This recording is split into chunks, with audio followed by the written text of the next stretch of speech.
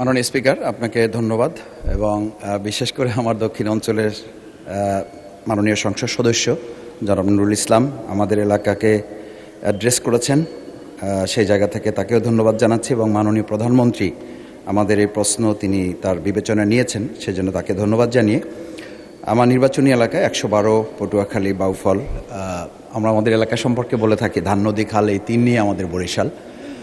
নদীবেষ্টিত এই জায়গা সম্পর্কে যে এখানে উপকূলীয় বিষয়ক মন্ত্রণালয়ের যে বিশেষ বিবেচনা নেওয়া হয়েছে, এই দক্ষিণ অঞ্চলের উপকূলীয় জেলা পটুয়াখালীর বাউফল আমাদের একটি অত্যন্ত নদীবেষ্টিত জায়গা, যেখানে তেঁতুলিয়া এবং লোহালিয়া নদীর তীরবর্তী প্রায় 60টা ইউনিয়ন, তার মধ্যে 4টা ইউনিয়ন অত্যন্ত ভয়াবহ নদী ভাঙনে বিপর্যস্ত। উপজেলা নাজিরপুর, কালাইয়া, চন্দ্রদ্বীপ, কেশবপুর, ধুলিয়া, এদিকে কাশিপাড়া সহ নদীগর্ভে প্রায় এগুলো বিলীন হওয়ার পথে, প্রতিনিয়ত মানবিক, সামাজিক এবং অর্থনৈতিকভাবে বিপর্যস্ত হয়ে যাচ্ছে। নদী ভাঙনের ফলে আমাদের কবরস্থান সহ মসজিদ, মাদ্রাসা, স্কুল, মন্দির এগুলো আমাদের ভাঙনে বড় বড় অঞ্চলগুলো ইতিমধ্যে চলে গেছে।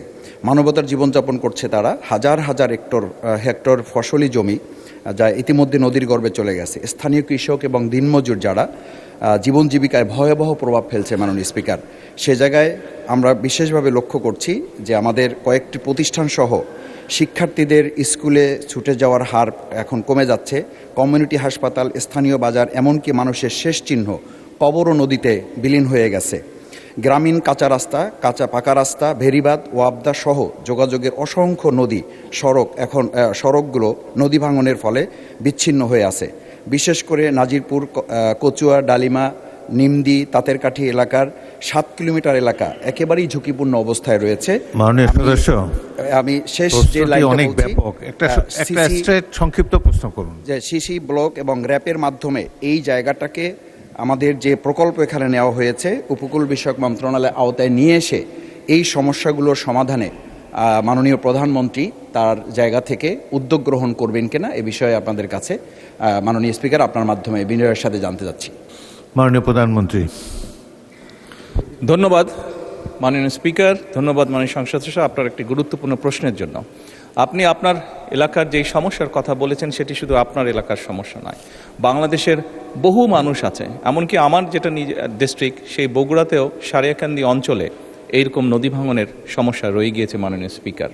একই সাথে আরও অনেকগুলো অঞ্চল আছে, দক্ষিণ অঞ্চল বলেন, উত্তর অঞ্চল বলেন, বাংলাদেশের বিভিন্ন জায়গায় এই সমস্যা রয়ে গিয়েছে। এই সমস্যাটা একদিনের নয় মাননীয় সংসদ সদস্য, আপনি যেহেতু ওই অঞ্চলের মানুষ, ওই অঞ্চলে বেড়ে উঠেছেন, আপনার নিশ্চয়ই ধারণা আছে কিভাবে এই সমস্যাটি তৈরি হয়েছে। এখানে সবচেয়ে গুরুত্বপূর্ণ দুটো বিষয় আছে। একটি হচ্ছে যেই নদী শাসনের কথা আপনি বলেছেন সেটি একটি উপায় আছে, এবং একই সাথে আপনি খুব ভালো করে জানেন নদী শাসনের বিষয়টি অত্যন্ত ব্যয়বহুল একটি বিষয়, বাট তারপরেও প্রয়োজন অনুযায়ী আমাদেরকে করতে হবে। এবং সাথে আরেকটি গুরুত্বপূর্ণ বিষয় আছে, এই ভাঙনগুলো কখন হয়? ভাঙনগুলো আমরা দেখেছি অধিকাংশ সময় বর্ষার সময় হয়ে থাকে, যখন নদীতে স্রোত থাকে এবং হঠাৎ করে পানির প্রবাহ যখন বেড়ে যায়। এবং সেই জন্যই মাননীয় সংসদ সদস্য আপনি নিশ্চয়ই অবগত আছেন, আপনার ধারণা আছে, না দেখে থাকলেও ধারণা আছে, শহীদ রাষ্ট্রপতি জিয়াউর রহমান এই সমস্যাটিকে সমাধানের জন্য খাল খনন কর্মসূচি শুরু করেছিলেন ওনার শাসনের সময়। এবং বর্তমান সরকার খাল খননের মাধ্যমে একদিকে যেমন নদী ভাঙনকে ট্যাকল করতে চাইছে, একদিকে যেমন আমাদের শুষ্ক মৌসুমে পানির যে সমস্যা হয়ে থাকে সেই সমস্যাটার সমাধান আমরা করতে চাইছি খাল খননের মাধ্যমে। ঠিক একইভাবে আপনার নিশ্চয়ই ধারণা আছে, যেহেতু গ্রাম অঞ্চলে আপনি বেড়ে উঠেছেন, অনেক সময় এমন অনেক জায়গা আছে যেখানে বর্ষাকালেও কৃষক পানি পায় না, বর্ষার সময়ও তাকে পানির জন্য কষ্ট করতে হয়। সেই জন্য আমাদের সেচ সুবিধা দেওয়ার জন্য খাল খনন একটি অত্যন্ত জরুরি প্রকল্প। আপনার নিশ্চয়ই আরেকটি ধারণা আছে, বিশেষ করে ঢাকা শহরে এই সমস্যাটি আছে, এবং গ্রাম অঞ্চলেও যেখানে চাষবাস খুব বেশি হয়ে থাকে সেখানেও এই সমস্যাটি ধীরে ধীরে দেখা যাচ্ছে। সেটা হচ্ছে যে আমাদের ভূগর্ভস্থ যে পানি আছে সেটির স্তর ধীরে ধীরে নিচে নেমে যাচ্ছে। এই সবগুলো বিষয়কে যদি আমরা অ্যাড্রেস করতে চাই তাহলে অবশ্যই নদী শাসন যেমন একটি প্রয়োজন নদী ভাঙনকে রোধ করার জন্য, ঠিক নদীতে যখন পানির প্রবাহ বেড়ে যায়, স্রোত বেড়ে যায়, যার কারণে নদী ভাঙন হয়ে থাকে, সেই স্রোতটিকে যাতে আমরা মোটামুটি কন্ট্রোলে আনতে পারি, সেই পানিটিকে যাতে আমরা পানিতে যেটা হঠাৎ করে পানি বেড়ে যায় বর্ষার সময় সেটিকে যাতে আমরা ঠিকভাবে সারা দেশে ছড়িয়ে দিতে পারি, সেই জন্য খাল খনন কর্মসূচিটা অত্যন্ত গুরুত্বপূর্ণ।